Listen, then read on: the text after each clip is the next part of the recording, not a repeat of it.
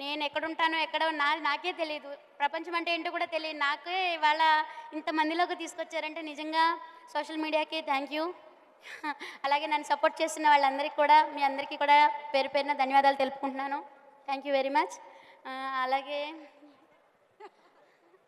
కానీ చాలా సంతోషంగా ఉంది.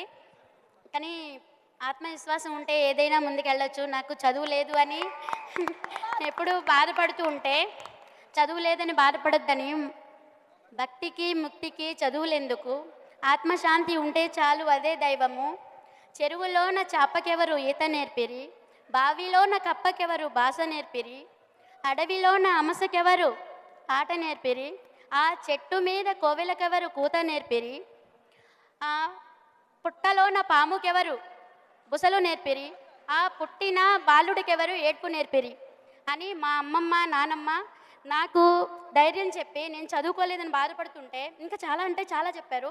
కానీ చదువు ఒక్కటే కాదు, నీ ఆత్మవిశ్వాసం ముందర పని అనేది నేర్చుకుంటే మనం చేసిన దానికి ప్రతిఫలం ఆశించకుండా ముందుకు వెళ్తే అంతా మంచిగా జరుగుతుందని చెప్పారు. కానీ నిజంగా నేను ఎప్పుడూ ఇలా ఎక్స్పెక్ట్ చేయలేదు.